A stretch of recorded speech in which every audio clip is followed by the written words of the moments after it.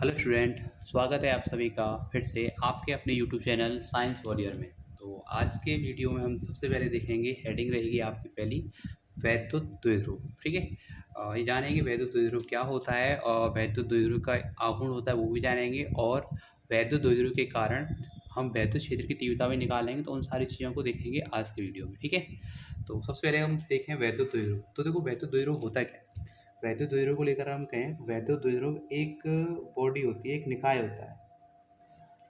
वैद्युत द्विध्रुव क्या होता है? एक निकाय होता है जिसमें कि दो बराबर, मतलब वैद्युत द्विध्रुव में क्या होगा, दो आवेश होंगे, दोनों ही कैसे होंगे? बराबर, Q, और यहाँ आवेश मान लेते हैं हम Q। वैद्युत द्विध्रुव में क्या है? दो बराबर किंतु विपरीत प्रकृति के आवेश, मतलब बराबर मात्राएं बराबर होंगे लेकिन प्रकृति कैसी होगी? विपरीत। एक माइनस का है तो दूसरा किसका होगा? प्लस का। दोनों ही एक दूसरे से अल्प दूरी पर, बहुत ही कम दूरी पर स्थित होते हैं। ठीक है, जिसको हम कहते हैं वैद्युत द्विध्रुव। तो वैद्युत द्विध्रुव क्या होता है? वैद्युत द्विध्रुव एक निकाय होता है जिसमें दो बराबर किंतु इनकी प्रकृति कैसी रहेगी? विपरीत प्रकृति के आवेश एक दूसरे से अल्प दूरी पर, एक दूसरे से अल्प दूरी पर स्थित होते हैं। इसको हम कहते हैं वैद्युत द्विध्रुव। ठीक है, तो देखो क्या रहेगा वैद्युत द्विध्रुव। वैद्युत द्विध्रुव एक निकाय होता है जिसमें दो बराबर किंतु विपरीत प्रकृति के आवेश एक दूसरे से अल्प दूरी पर स्थित होते हैं। ठीक है, और इसके उदाहरणों की अगर हम बात करें तो इसका उदाहरण रहेगा जैसे HCl, NaCl, H2O आदि। ये सभी क्या है? वैद्युत द्विध्रुव के उदाहरण है। ठीक है, ध्यान रखना होगा तुम्हें, क्योंकि देखो जैसे अगर HCl को लेकर मैं आपको बताऊं तो HCl में क्या है? HCl को अगर हम बात करें तो इसमें H धनायन होता है और Cl क्या होता है? ऋणायन। ठीक है, और HCl मतलब इसके एक अणु की बात है। अब अणु की अगर हम देखते हैं तो वैसे वो छोटा होता है, इसमें HCl दोनों ही एक दूसरे के बहुत ही नज़दीक होंगे। अच्छा, दोनों पर अगर हम बात करें, H पर एक धनावेश है और Cl पर क्या है? ऋणावेश है। ठीक है, तो इस प्रकार किसका निर्माण करते हैं? एक वैद्युत द्विध्रुव का निर्माण करते हैं। ऐसे बाकी के उदाहरण, ठीक है, रहेंगे, ध्यान रखना है। उसके बाद नेक्स्ट हेडिंग देखते हैं। नेक्स्ट हेडिंग रहेगी आपकी वैद्युत द्विध्रुव का आघूर्ण।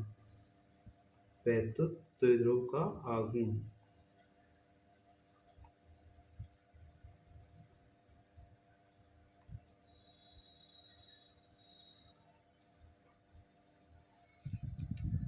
और वैद्युत द्विध्रुव का आघूर्ण होता क्या है? जैसे अभी हमने वैद्युत द्विध्रुव पढ़ा, तो इसी से रिलेटेड रहेगा। वैद्युत द्विध्रुव पर स्थित एक आवेश, दोनों में से कोई सा एक आवेश और दोनों आवेशों के बीच की दूरी।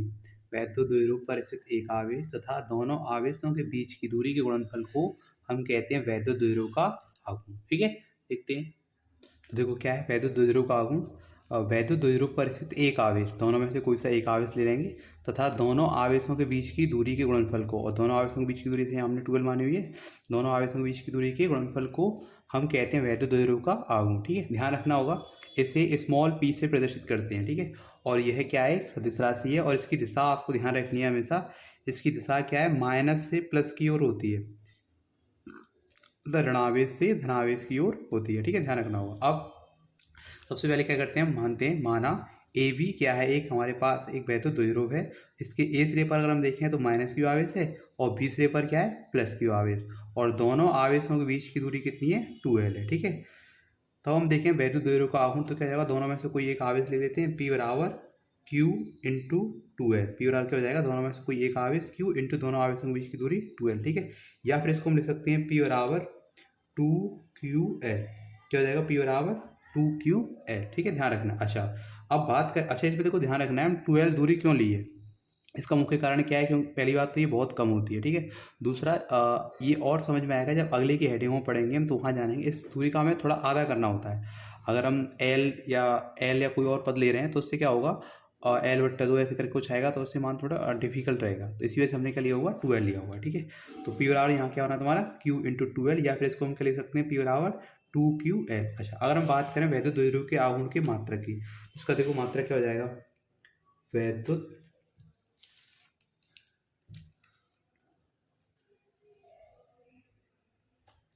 द्विध्रुव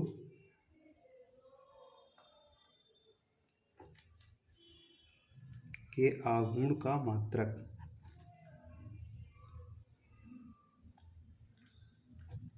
क्या हो जाएगा? देखो आवेश इंटू दोनों आवेशों के बीच की दूरी। आवेश का मात्रक क्या होता है?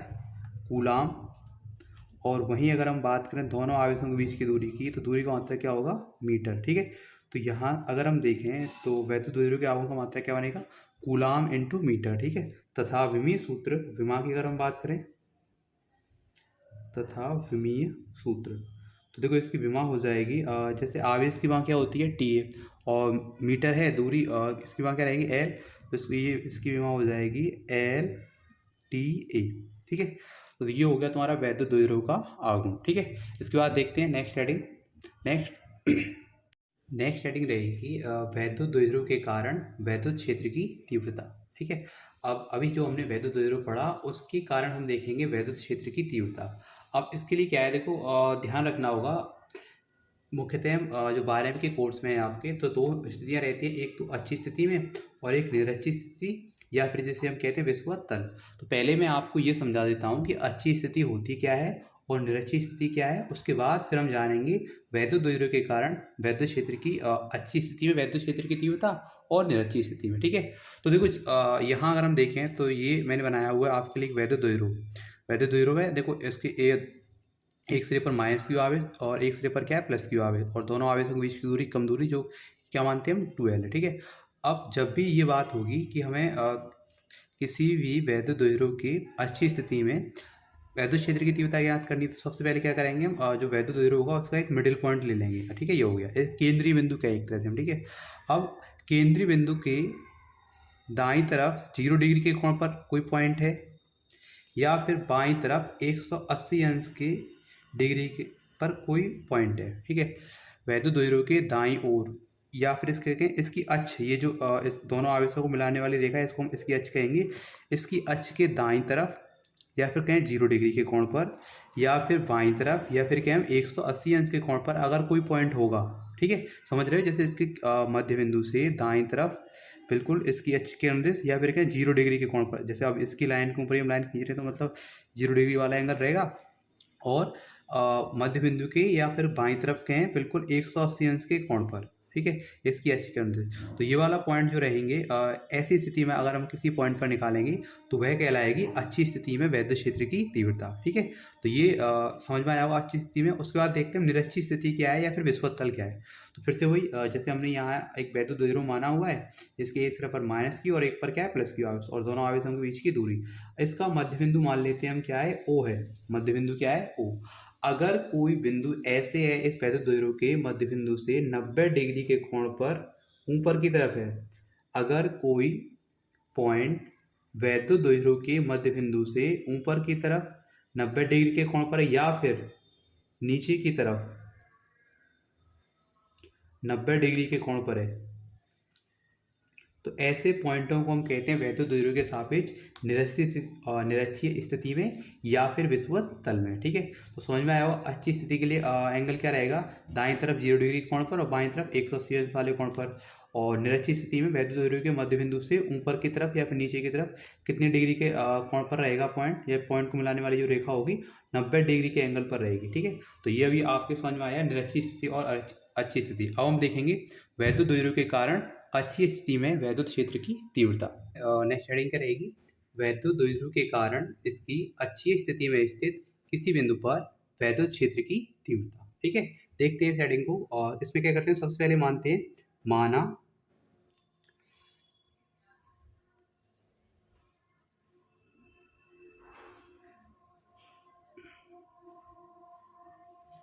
ए बी, क्या माना ए बी एक वैद्युत द्विध्रुव है जो कि वायु में स्थित है। ध्यान रखना है, यहाँ मैं कह रहा हूँ कि जो वैद्युत द्विध्रुव वो कहाँ स्थित है, वायु में स्थित है। ठीक है, ध्यान रखना होगा। इसके ए सिरे पर माइनस क्यू और बी सिरे पर प्लस क्यू कूलाम का आवेश स्थित है, तथा दोनों आवेश जो हैं इनके बीच की दूरी की अगर हम बात करें तो दोनों आवेशों के बीच की दूरी है 2L। दोनों आवेशों के बीच की दूरी कितनी है, 2L है। उसके बाद मानते हैं, माना वैद्युत द्विध्रुव का मध्य बिंदु है एक O। वैद्युत द्विध्रुव का मध्य बिंदु क्या है, O है। ठीक है, अच्छा ए से अगर हम बात करें O की दूरी, अच्छा मध्य बिंदु है तो क्या करेगा, ये ए से O की दूरी को 2 बराबर भागों में बांट देगा। क्या करते हैं, इस O को ऊपर लिख लेते हैं। ठीक है, तो क्या है, ए से O की दूरी कितनी हो गई, L, वहीं अगर हम बात करें ओ से बी की दूरी, ये भी कितनी हो जाएगी एल, क्योंकि मध्य बिंदु है तो इसने क्या किया, इसको इसकी दूरी को दो बराबर भागों में बांट दिया। ठीक है, ये हो गया। अब वैद्युत द्विध्रुव के मध्य बिंदु ओ से, वैद्युत द्विध्रुव के मध्य बिंदु ओ से इसकी अच्छी स्थिति में, वैद्युत द्विध्रुव के मध्य बिंदु ओ से इसकी अच्छी स्थिति में स्मॉल आर मीटर की दूरी पर, वैद्युत द्विध्रुव के मध्य बिंदु ओ से इसकी अच्छी स्थिति में, अब इसको तुम देखोगे तो इसकी ए बी रेखा के अंदर से क्या है, हमने दाईं तरफ लिया है या फिर क्या 0 डिग्री कोण पर लिया है। कैसी स्थिति में, अच्छी स्थिति में एक बिंदु P है जहां हमें वैद्युत क्षेत्र की तीव्रता ज्ञात करनी है। अब इसके लिए क्या करेंगे, देखो वैद्युत क्षेत्र की तीव्रता ज्ञात करने के लिए जो हमारे पास जैसे पॉइंट है ना ए और बी पर रखे हुए आवेश माइनस क्यू और प्लस क्यू आवेश, तो पहले हम देखेंगे प्लस क्यू आवेश के कारण बिंदु P पर वैद्युत क्षेत्र की तीव्रता, और दूसरी बार में देखेंगे माइनस क्यू आवेश के कारण बिंदु P पर वैद्युत क्षेत्र की तीव्रता।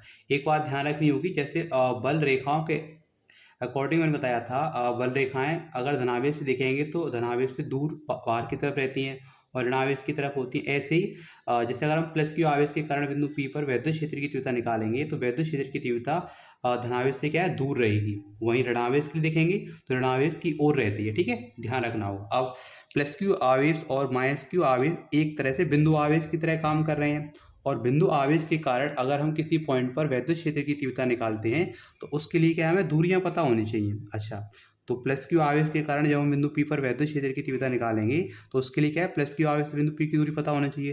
तो अगर हम यहाँ देखें प्लस क्यू आवेश से बिंदु P की दूरी कितनी होती है, सोचो कितनी होगी।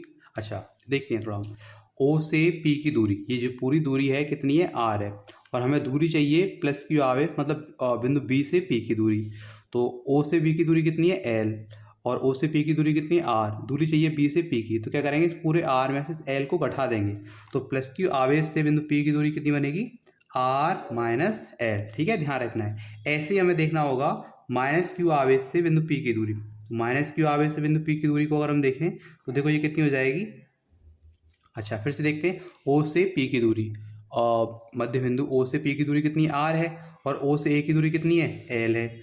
तो माइनस क्यू आवेश से P की दूरी, ये पूरी दूरी बन जाएगी, तो क्या हो जाएगी दूरी, ये R प्लस L। तो यहाँ क्या हुआ, प्लस क्यू आवेश से बिंदु P की दूरी R माइनस L, और माइनस क्यू आवेश से बिंदु P की दूरी R प्लस L।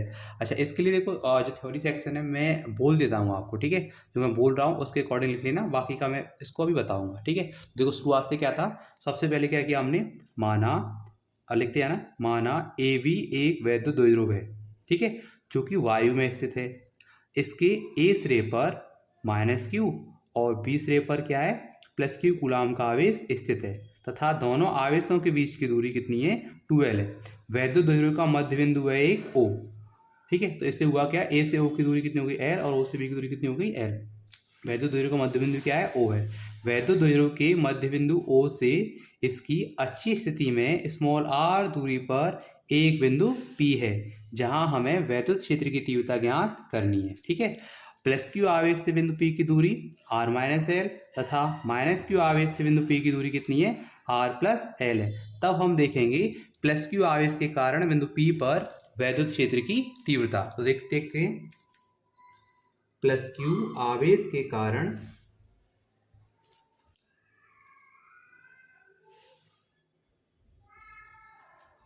बिंदु P पर वैद्युत क्षेत्र की तीव्रता, वैद्युत क्षेत्र की तीव्रता। ठीक है, तो क्या हो जाएगी, देखो इसको हम लिख लेते हैं, तो ये बन जाएगा E1। इसको मान लेते हैं हम, ये जो इसके कारण प्लस के आवेश के कारण बिंदु P पर वैद्युत क्षेत्र की तीव्रता है वो प्लस में E1 है। ठीक है, तो E1 बराबर क्या हो जाएगा, 1/4πε0 क्यू बट्टे दूरी कितनी है, R माइनस L का वर्ग। अच्छा प्लस के कारण है तो प्लस की दिशा क्या है, बाहर की तरफ रहेगी, तो यहाँ हो जाएगा ये E1। दूरी को दिशा को लिखते हैं A से P की ओर, A से P की ओर मतलब बाहर की तरफ है एक तरह से। ठीक है, ऐसे ही हम देखेंगे माइनस क्यू आवेश के कारण बिंदु P पर वैद्युत क्षेत्र की तीव्रता, माइनस क्यू आवेश के कारण बिंदु P पर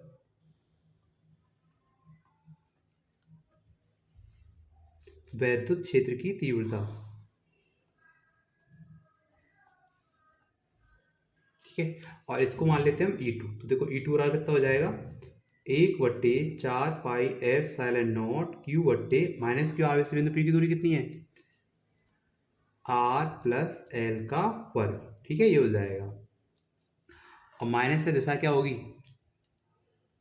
P से माइनस की तरफ होगी, तो यहाँ मान लेते हैं हम E2। तो लिख देंगे P से B की ओर, ठीक है।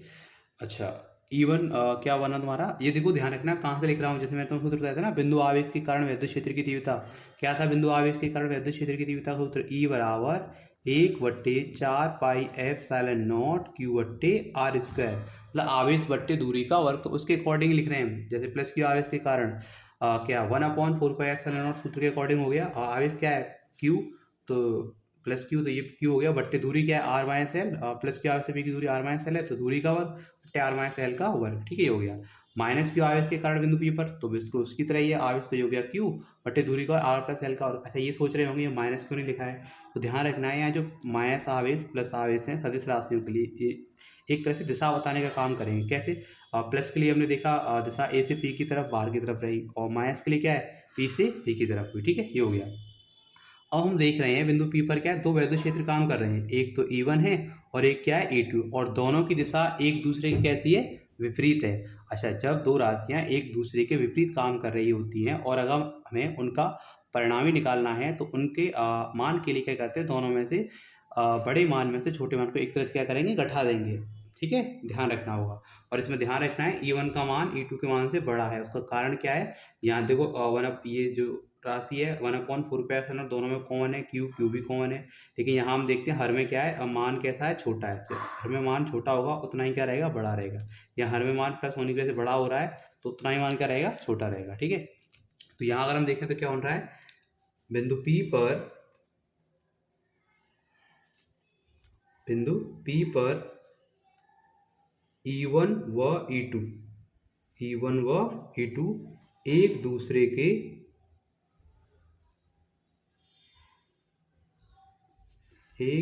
के विपरीत,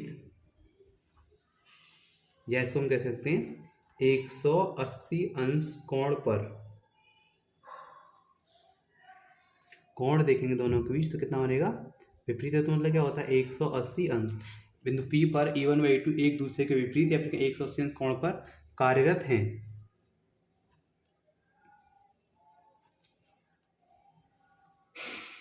यदि इनका परिणामी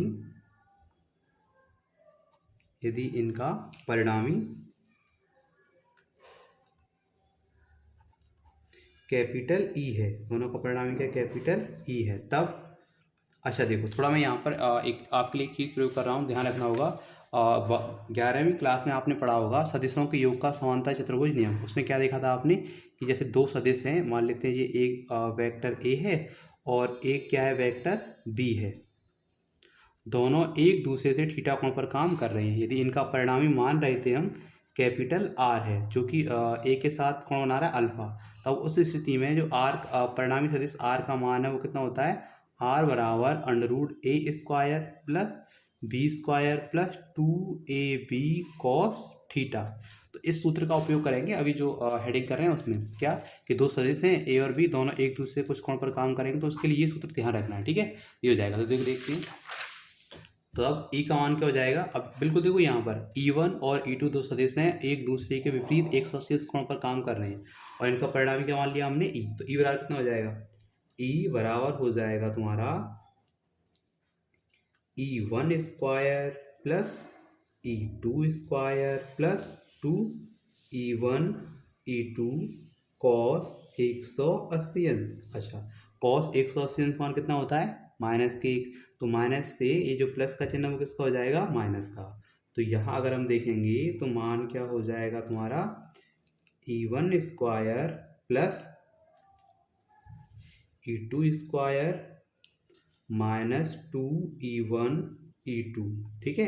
अगर हम इसको देखें तो ये एक अपने आप में एक फॉर्मूला बन रहा है, किसका, जिसको हमने पढ़ा होगा ना, A - B का whole square A² plus B² minus के 2AB, तो उसके अकॉर्डिंग यहाँ इसको अगर हम देखेंगे तो देखो ये बन जाएगा E1 माइनस E2 का होल स्क्वायर वाला फॉर्मूला हो जाएगा ये, ठीक है।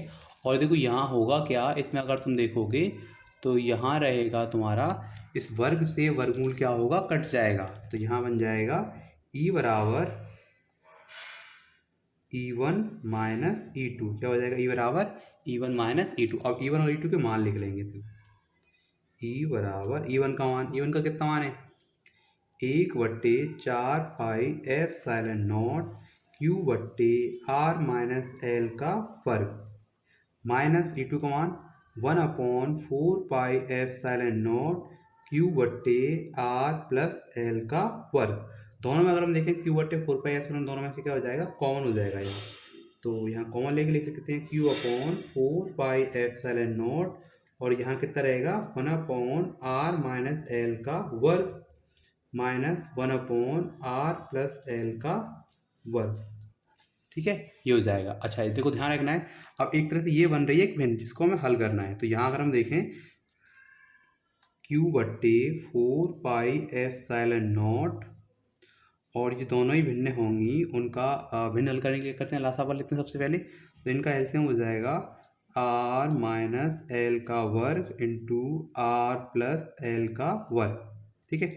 हल करने के लिए इसका इसमें भाग करेंगे तो ये कट जाएगा, तो क्या हो जाएगा R प्लस L का वर्ग, R प्लस L के वर्ग पूर्ण 1 में हो जाएगा। तो यहाँ क्या हो जाएगा तुम्हारा R प्लस L का वर्ग, माइनस इसका इसमें भाग करेंगे तो ये कट जाएगा, R माइनस L का वर्ग बचेगा, इसको पूर्ण 1 में करेंगे तो क्या हो जाएगा R माइनस L का वर्ग, ठीक है, ये हो जाएगा। अब यहाँ देख लेते हैं,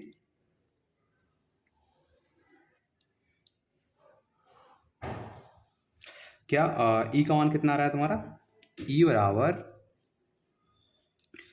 Q/4 पाई एप्सिलॉन नॉट। अब इसमें देखो ये जो R प्लस L का वर्ग सूत्र है, इसको खोल लेंगे तो देखो क्या बन जाएगा तुम्हारा, ये R² plus L² plus 2RL, ठीक है, ये हो जाएगा, माइनस इसको देखें R² प्लस L² माइनस के 2RL, ये हो जाएगा, ठीक है। अच्छा यहाँ अगर हम देखें R माइनस L का वर्ग, R प्लस L का वर्ग, इनको दो बार लिख सकते हैं, R minus L, R minus L, ठीक है, R प्लस L और R प्लस L, ये हो जाएगा। अच्छा इसमें देखो R माइनस L और R प्लस L को साथ करते हैं तो A minus B A plus, ये फॉर्मूला पड़ा हुआ A² माइनस B², उसके अकॉर्डिंग ये हो जाएगा R² माइनस के L²। इसी प्रकार ये और इन दोनों को मिलाएंगे, इन दोनों को मिलाएंगे तो ये भी हो जाएगा R² माइनस के L²। देखो मैं यहाँ थोड़ा ऐसे करके लिख रहा हूँ, ध्यान रखना, कन्फ्यूजन नहीं रहना है। जैसे R माइनस L और R minus L, R plus L और R प्लस L, ये पद है आपका, इन दोनों को मिलाएंगे हम तो ये हो जाएगा R² माइनस के L²। ऐसे इन दोनों को मिलाएंगे ये भी हो जाएगा R² माइनस के L²। अब इन दोनों को देखा R² माइनस के L², R² माइनस के L², तो यहाँ क्या होगा, इसका होल वर्ग हो जाएगा, मतलब R² माइनस के L² का होल स्क्वायर। तो यही मैं लिखने वाला हूँ आगे, ठीक है, ध्यान रखना। अच्छा देखो क्या हो जाएगा यहाँ पर Q/4 pi epsilon not R² plus L² plus 2RL, minus का इस पूरे कोष्ठक गुणा करेंगे तो माइनस के R² माइनस के L² प्लस के 2RL, ये हो जाएगा, ठीक है, अपॉन अभी बताया क्या हो जाएगा तुम्हारा R² माइनस के L² का होल स्क्वायर, ठीक है, ये बन गया आपका। अब यहाँ अगर हम देखें R² माइनस के R² L² प्लस माइनस के L², R² से माइनस के R² कट जाएंगे और L² से क्या है, ये माइनस के L² कट जाएंगे, 2RL और 2RL जुड़ जाएंगे तो कितने हो जाएंगे तुम्हारे, ये यहाँ हो जाएगा तुम्हारा निकल के आएगा E बराबर Q/4 pi epsilon not 4RL upon के R² माइनस के L² का होल स्क्वायर। अच्छा एक चीज़ देखो ध्यान रखनी है कि यहाँ R² और ये जो अभी शुरुआत में हमने लिया था दोनों आवेशों के बीच की दूरी के लिए, बताया था मैंने वैद्युत द्विध्रुव की दोनों आवेशों के बीच की दूरी क्या बहुत ही कम रहती है, उसका भी आधा कर लिया तो और कम हो गई, ठीक है। अब यहाँ देख रहे हैं हम ये R का वर्ग है, जो कि दूरी अपने आप में बहुत ज़्यादा रहती है, मतलब अगर हम निकाल रहे हैं तो बहुत दूर किसी पॉइंट पर निकालते हैं, और L अपने आप में अगर तुलना में देखें R की में तो क्या बहुत ही छोटा रहेगा। अब अगर हम छोटे मान का वर्ग करते हैं तो वो और भी छोटा हो जाता है, और बड़े मान का वर्ग करते तो बड़ा हो जाता है। कैसे देखो समझा देता हूँ थोड़ा एक बार। अगर मैं तुमसे कहूँ कि भाई 0.2 है, 0.2 का वर्ग करो, ठीक है, सोचो दिमाग में कितना होगा। और 2 का वर्ग करो, 2 और 0.2, इसमें पता होगा कि 2 बड़ा है और 0.2 क्या है, छोटा है। 0.2 का वर्ग करेंगे तो ये आएगा 0.04, और 2 का वर्ग करेंगे कितना आएगा, 4। इसमें कौन सी संख्या बड़ी है, इसको हम देखें, 2 का वर्ग करने पर ये 4 हुआ, और 2 का वर्ग करने पर क्या हुआ है, 0.2 का वर्ग करने पर 0.04 हुआ। मतलब इसमें देखो एक बात ध्यान रखनी है, अगर कोई संख्या 1 से छोटी है और उसका हम वर्ग कर रहे हैं तो वो अपने आप में क्या होगी, और छोटी होती जाएगी। तो सेम यही हुआ यहाँ पर, 0.2 का वर्ग किया 0.04 हो गया, और 2 का वर्ग किया, ये बड़ी संख्या वर्ग करने पर संख्या क्या और बड़ी हो जाती है। ठीक है, ध्यान रखना होगा। 1 का वर्ग करने पर 1 रहता है, 1 से बड़ी संख्या का वर्ग करने पर संख्या बड़ी होती जाएगी, और 1 से छोटी संख्या का अगर वर्ग करेंगे तो और भी छोटी होती जाएगी। ठीक है, तो ऐसे ही देखो यहाँ पर है क्या कि जो आर का मान है एल की तुलना में बहुत बड़ा है। आर का मान, यहाँ से मैं लिखता हूँ, R is greater than L, मतलब आर का मान एल की तुलना में बहुत ही बड़ा है, तब एल स्क्वायर का मान, जो इसका वर्ग बन रहा है ना, एल स्क्वायर का मान आर स्क्वायर की तुलना में, आर स्क्वायर की तुलना में नगण्य होगा। कैसा रहेगा, एक तरह से नगण्य होगा।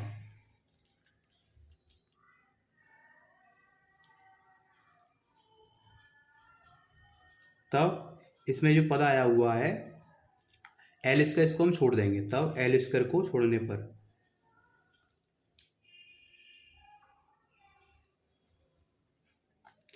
तो जब हम एल स्क्वायर छोड़ देंगे, देखो ये सूत्र हो जाएगा तुम्हारा ई बराबर क्यू बट्टे 4 पाई एप्सिलॉन नॉट 4 RL बट्टे, और इसमें से क्या होगा, एल स्क्वायर ये जो है, इस एल स्क्वायर को हटा देंगे, तो ये क्या बचेगा, आर स्क्वायर, और आर स्क्वायर पर स्क्वायर होगा, तो आर पे घात कितनी हो जाएंगी तुम्हारी, 4 हो जाएंगी यहाँ। अच्छा, यहाँ पर एक आर है और यहाँ पर आर पे घात 4 है, इसमें से एक आर से इसके एक आर क्या होगा, कट जाएगा, तो कितने बचेंगे यहाँ पर, 3 बचेंगे। ठीक है, तो देखो यहाँ हो जाएगा फिर ई बराबर क्यू बट्टे 4 पाई एप्सिलॉन नॉट 4L अपॉन के आर पे घात 3। ठीक है, ये हो जाएगा। अब इसमें देखो क्यू को मैं इधर की तरफ ले आता हूँ, तो यहाँ कितना बचेगा, 1, तो यहाँ हो जाएगा E is equal to 1/4 pi epsilon naught, इस 4 को हम लिख लेते हैं 2 × 2, और Q को गुणा कर देते हैं QL बट्टे RQ। अब तुम्हारे समझ में कुछ और आ रहा होगा, 2QL अपने आप में क्या होता है, वैद्युत द्विध्रुव का आघूर्ण, चूंकि वैद्युत द्विध्रुव का आघूर्ण, वैद्युत द्विध्रुव का आघूर्ण P और R क्या होता है, 2QL, तो 2QL के क्या लिख देंगे P, तो क्या आएगा तुम्हारा यहाँ पर E बराबर हो जाएगा 1/4 पाई एप्सिलॉन नॉट 2P बट्टे RQ। वैद्युत क्षेत्र की तीव्रता है, मात्रा क्या हो जाएगा, न्यूटन प्रति कूलाम। ठीक है, तो ये हो गया वैद्युत द्विध्रुव के कारण अच्छी स्थिति में स्थित किसी बिंदु पर वैद्युत क्षेत्र की तीव्रता का सूत्र। ठीक है, ये ध्यान रखना है, क्या रहा सूत्र, ई और are 1/4 pi epsilon not 2P बट्टे RQ, 2P बट्टे क्या रहेगा, R। अच्छा, यहाँ भी रह गया ये, यहाँ भी ध्यान रखना है, क्या रहेगा 2QL बट्टे RQ। ठीक है, ध्यान रखना है। तो अब इसके लिए क्या करना होगा, इसको एक बार फिर से देख लेना, ये जो हेडिंग है फिर से बैक करके देख लेना पूरा, और ध्यान से देखोगे पूरा अच्छे से समझ में आ जाएगा। ठीक है, और चूंकि वीडियो थोड़ा लंबा होता जा रहा है, तो इसी के साथ इस वीडियो का अंत करते हैं, और नेक्स्ट वाली हेडिंग को ध्यान रखना है, उसमें मैं कराऊंगा मैं आपको निरक्षीय स्थिति में वैद्युत क्षेत्र की तीव्रता और वैद्युत द्विध्रुव के कारण मतलब वैद्युत क्षेत्र के कारण वैद्युत द्विध्रुव पर लगने वाला बलयों का आघूर्ण। अब देखो एक ध्यान रखें, मैं बड़ा मेहनत से टाइम निकाल के आपके लिए वीडियो बना रहा हूँ, तो वीडियो को पूरा देखें और वीडियो को अपने दोस्तों के साथ ज़्यादा से ज़्यादा शेयर करें, वीडियो को लाइक करें, और कमेंट करके बताएं कि हेडिंग जो टॉपिक्स हैं आपके समझ में आ रहे हैं कि नहीं आ रहे हैं। इसी के साथ वीडियो का अंत करते हैं, मिलते हैं नेक्स्ट वीडियो में। God bless you all.